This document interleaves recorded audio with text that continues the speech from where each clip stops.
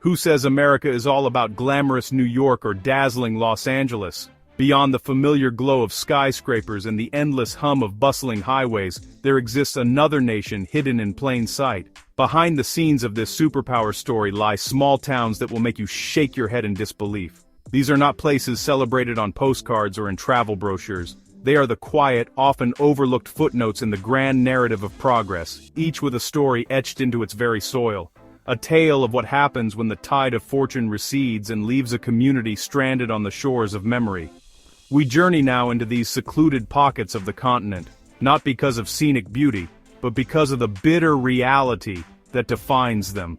Here the American dream seems a distant, almost mythical concept, a story told to other people in other places. The landscapes we will explore are not shaped by majestic mountains or serene rivers, but by the slow, relentless erosion of opportunity and the deep scars of economic hardship. This is the dark side of Uncle Sam's land, where hope itself seems to have been displaced, replaced by a profound and enduring silence that speaks volumes. Our expedition will take us through the silent streets and abandoned structures that are the hallmarks of these forgotten communities. We will witness the quiet dignity of those who remain, their lives a testament to a resilience born of necessity. We will listen to the whispers of history in the wind that blows through broken windows and across deserted fields. This is a journey into the heart of an America that is rarely seen, a world where the vibrant pulse of prosperity has given way to the faint, steady heartbeat of survival.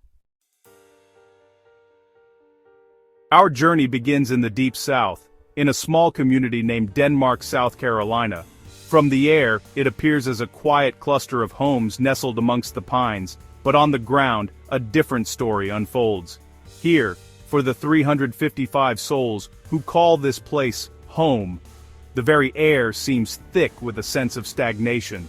The promise of prosperity that once drew families here has long since faded, leaving behind the stark reality of high unemployment and a poverty that clings to the generations like the humid summer air. The once bustling Main Street now stands as a monument to a more vibrant past. Storefronts are shuttered, their windows clouded with dust, reflecting a sky that offers little in the way of new beginnings. For the young people of Denmark, the horizon is not a symbol of possibility, but a line to be crossed. They leave, drawn away by the siren song of opportunity in distant cities, seeking a future that their hometown can no longer provide. This exodus leaves behind an aging population, guardians of a legacy of struggle. Over time, hope itself has become the most precious and depleted resource. It has been eroded, not by a single cataclysm, but by the slow, grinding pressure of decades of decline. Every closed business, every family that moves away, every young mind that seeks its fortune elsewhere is another grain of hope washed away. What remains is a quiet, stoic endurance, a community bound not by shared prosperity, but by a shared, unspoken understanding of loss and the simple, human instinct to carry on. We travel now to the coal country of Pennsylvania, to a place of haunting, almost supernatural silence. This is Centralia, a town with a fire in its belly, not of industry or passion, but a literal subterranean inferno. Since 1962, a coal seam fire has smoldered beneath these streets, an unstoppable force that has consumed the town from below. What was once a thriving mining community has been rendered a near ghost town, a chilling testament to an unseen, relentless power. The landscape here is an alien one. The very ground breathes smoke. Wisps of steam and toxic gases rise from fissures in the earth, creating a surreal, almost hellish vista. The roads, once arteries of community life, are now cracked and warped by the heat below, their painted lines faded into obscurity. Only a handful of residents, perhaps 5, remain, their steadfast refusal to leave a quiet act of defiance against the inevitable. They live in a world of perpetual twilight, surrounded by the ghosts of their neighbors and the skeletal remains of their homes. Walking through Centralia is like stepping into a post-apocalyptic dream. The silence is profound. broken only by the wind whistling through skeletal trees and the faint, unsettling hiss of the earth itself. Nature is slowly reclaiming the man-made structures, but it is a tainted reclamation, poisoned by the fumes from below. The air carries the acrid smell of sulfur, a constant reminder of the fire that continues its slow, patient work of erasure, turning a once-living town into a permanent smoldering scar upon the land. On the shores of California's largest lake, the Salton Sea, lies a community that is a mirage of its former self. This is Bombay Beach, a name that once evoked images of a glamorous desert getaway, a playground for the rich and famous. Today, that glamour has decayed into a surreal and desolate ruin. The shoreline is not sand, but a crust of salt and the sun-bleached bones of millions of fish. The air is thick with a suffocating stench, a mixture of salt, decay, and agricultural runoff. For the 229 people who remain, life is a daily act of endurance. The sea, once the town's lifeblood and main attraction, has become its greatest poison. Increasing salinity and pollution have created a toxic brew, hostile to most forms of life. The economic hardship is palpable. Abandoned trailers and decaying structures are scattered across the landscape like forgotten toys. It is a place where the California dream has evaporated, leaving behind a salty, bitter residue of what might have been. Yet amidst the decay, a strange and resilient art scene has taken root. The ruins have become a canvas for creators and outsiders who have transformed the skeletons of the past into bizarre and wonderful sculptures. This defiant burst of creativity does not erase the hardship, but it coexists with it, a testament to the human need to create meaning even in the most inhospitable of environments. Bombay Beach is a paradox, a place of profound decay and startling beauty, a graveyard of the past and a strange, vibrant haven for the present. Deep within the New River Gorge of West Virginia, we find a town frozen in time. This is Thurmond, once a booming railroad hub, a critical junction in the age of steam and coal. Its raucous, bustling past is now a distant echo. Today, Thurmond is a near-empty shell, a town with an official population of just 2 residents. The grand brick buildings that once housed banks, hotels and saloons now stand silent watch over the tracks, their windows dark and empty. The railroad tracks still run through the heart of the town, but the thunder of the coal trains has been replaced by a profound quiet. The silence here is not empty, it is filled with the ghosts of a bygone era. One can almost hear the phantom whistles of steam, engines, and the clamor of voices from a time when this was one of the busiest depots in the nation. The town is now part of a national park, preserved as a museum piece, a perfectly captured moment of industrial decline. Nature is the new master of Thurmond. Ivy creeps up the brickwork of the old commercial row, and trees sprout from the foundations of abandoned homes. The mighty New River flows past, indifferent to the human drama that played out on its banks.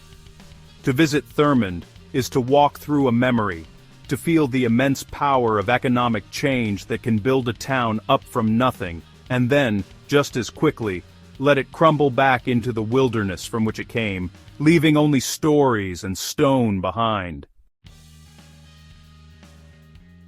We remain in the mountains of West Virginia, in a place that tells the familiar story of a one-industry town in decline. This is Gary, a community built by and for the coal mines. For generations, the rhythm of life here was dictated by the shift whistle and the dark, dusty work of extracting carbon from the earth. But as the coal industry waned, so too did the fortunes of Gary. Today, its 661 residents live in the long shadow of a prosperous past they can no longer reach. Unemployment is a persistent blight, a consequence of the mines closing or scaling back. The jobs that once provided a steady, if dangerous living have vanished, leaving a void that little else has been able to fill. The local clinic has closed its doors, forcing residents to travel for even the most basic medical care. The sense of a thriving community has been replaced by a feeling of mere survival, of holding on in a place where the foundations have crumbled away. The town itself seems weary. Houses show their age, and the once neat company town layout now appears frayed at the edges. The young, much like in other towns we have visited, see their futures elsewhere. For those who stay, it is a life of quiet resignation, bound by family ties and a deep historical connection to these hills. Gary, West Virginia, is a living portrait of what happens when the resource that built a world is exhausted, leaving the people to navigate the quiet aftermath. Our journey takes us back to the south, to the small town of Camp Hill, Alabama. On the surface, it presents a picture of rural tranquility. Quiet streets are shaded by old trees, and the pace of life seems gentle, unhurried. But beneath this placid exterior lies a harsh economic reality. This is a community grappling with a poverty that is as pervasive as it is hidden. Here, the struggle is not loud or dramatic. It is a quiet, daily grind that shapes every aspect of life. Over a third of the population lives below the poverty line, a staggering statistic that speaks to a deep and systemic lack of opportunity. The unemployment rate is among the highest in the state of Alabama. The jobs that once sustained the community, often tied to agriculture and small-scale manufacturing, have dwindled or disappeared entirely. The quiet streets, on second glance, are not just peaceful, they are empty, lacking the vibrant energy of commerce and employment. For the families of Camp Hill, this economic hardship creates a cycle that is difficult to break. Limited resources affect everything from education to healthcare, creating barriers for the next generation. The town stillness is deceptive, masking a desperate fight for stability and a future that seems to recede with each passing year. It is a stark reminder that in America, some of the deepest struggles occur not in the chaos of the city, but in the profound and forgotten quiet of the countryside. We now find ourselves in the Arkansas Delta, a region with a rich and complex history, in a town called Hughes. This community stands at a crossroads, not of busy highways, but of fading opportunity and a shrinking future. Once a bustling agricultural center in the heart of cotton country, Hughes has seen its population decline and its economic foundations erode. The fertile soil that once promised wealth now seems to yield only hardship for many who remain. The main street tells the story of this slow decline. Buildings stand in disrepair, their facades crumbling, their windows vacant eyes staring out onto a street with little traffic. The population is shrinking as residents, particularly the young and ambitious, leave in search of work and a more promising life. With each departure, the fabric of the community weakens, and the sense of isolation grows for those left behind. The unemployment rate continues to rise, a clear indicator of the town's struggle to adapt to a changing world. Life in Hughes is defined by this slow fade. It is a town caught between a proud past and an uncertain future, a place where the legacy of the Delta's agricultural boom now feels like a distant memory. The challenges are immense, from a lack of jobs to a dwindling tax base that affects public services. For the people of Hughes, hope is not about a grand revival, but about the small daily acts of perseverance required to keep a community's heart beating, however faintly, against the odds.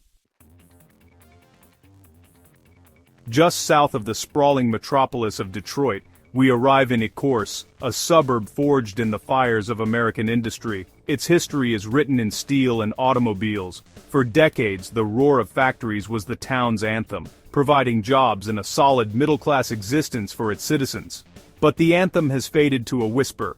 The industrial decline that afflicted the entire Rust Belt hit Ecorse with particular force, leaving a legacy of unemployment, crime, and environmental contamination. The skyline is no longer dominated by plumes of productive smoke, but by the silent skeletal remains of factories. High unemployment is a chronic condition, as the jobs that once powered the community have been outsourced or have simply vanished. This economic despair has been followed by a rise in crime, creating an environment of fear and uncertainty for the residents who have watched their town transform. The promise of suburban safety has been broken, replaced by a struggle for security. To compound these issues, the Ecorse River, which flows through the town, has become a symbol of the industrial aftermath. It is a toxic waterway, polluted by decades of industrial waste, a constant, visible reminder of the price of progress. The river that should be a source of life and recreation is instead a hazard. Ecorse stands as a powerful example of how the decay of a single industry can poison a community's economy, its social fabric, and its very environment. Our journey now leads us to the northeast corner of Oklahoma, to a place that is not just a ghost town, but a Superfund site. This is Peacher, a community officially declared uninhabitable. Once the nation's leading producer of lead and zinc, the town's prosperity was built on a foundation of toxic mining waste. The very ground that made it rich has now condemned it. Towering piles of chat, a gravel-like mining byproduct, loom over the landscape like gray, poisonous mountains. The town has been almost entirely abandoned. The federal government initiated a buyout, relocating nearly all of its residents due to the extreme health risks. The ground is unstable, prone to collapse into the labyrinth of mine shafts below. The water is contaminated. The air is filled with toxic dust. Peacher is a landscape of profound hazard, a man-made environmental catastrophe on a staggering scale. The ruins of homes, schools, and businesses stand as hollow monuments to a community erased by its own industry. Only a handful of individuals, perhaps as few as 3, have refused to leave. They are the last inhabitants of a poisoned world, living amidst the dangerous ruins and the towering chat piles. Their reasons for staying are personal and complex, a final defiant stand in a place the rest of the world has written off. Peacher is a chilling lesson in the long-term consequences of unchecked extraction, a town that literally dug its own grave and then fell into it, leaving behind a toxic legacy for centuries to come.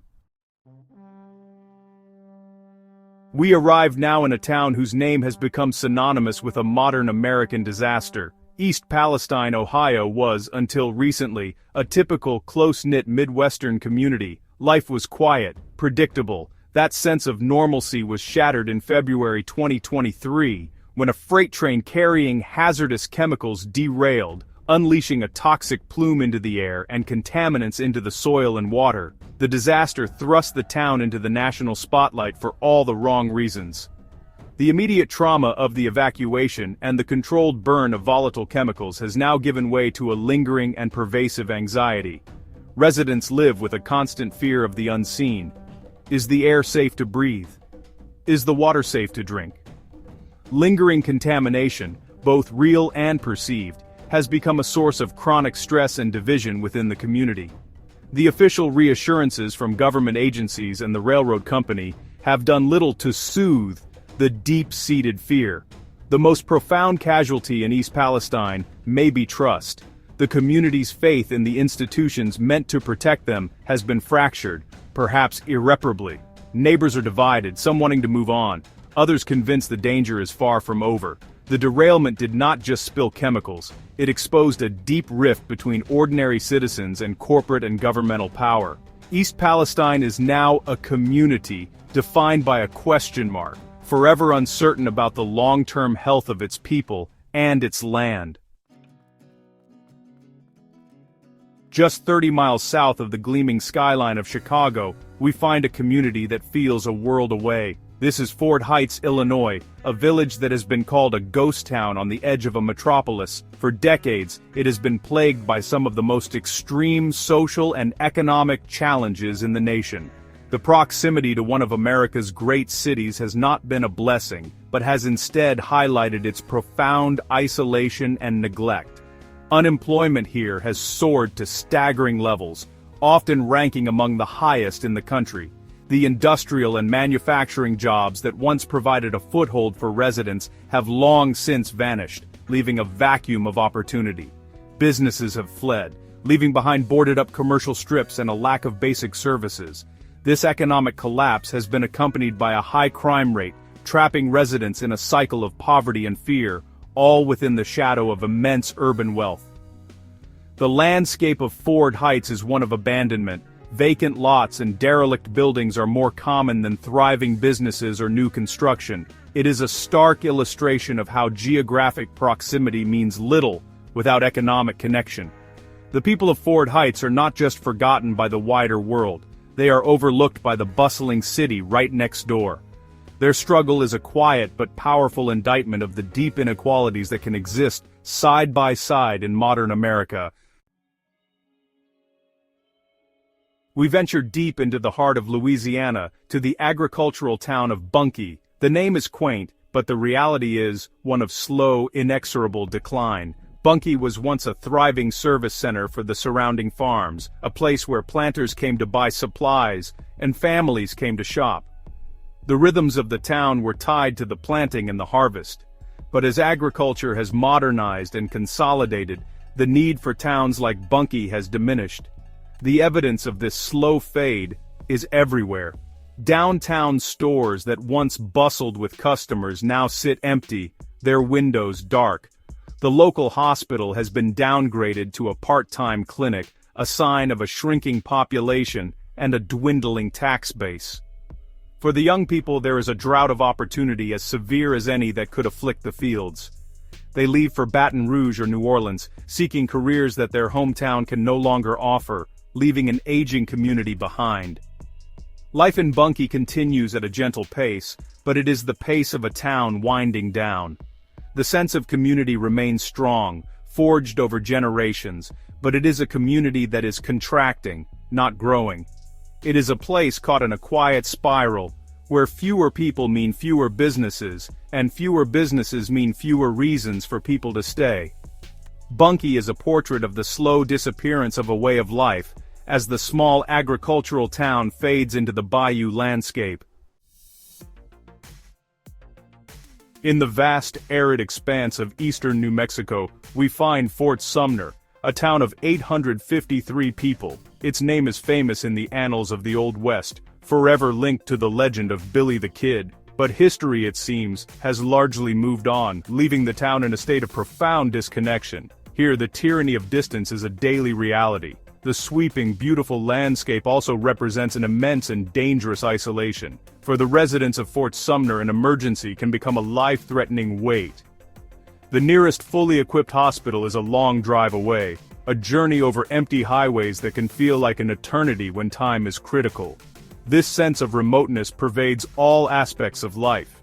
Economic opportunities are scarce, tied to the sparse flow of tourists who come seeking a glimpse of the past, and the struggles of small-scale ranching. The town feels less like a community, and more like a whisper in a vast, silent history. The legacy of Billy the Kid is the town's primary industry, a collection of museums and grave sites that draw a trickle of visitors. But this reliance on a single, long-dead outlaw highlights the town's struggle to find a place in the modern world.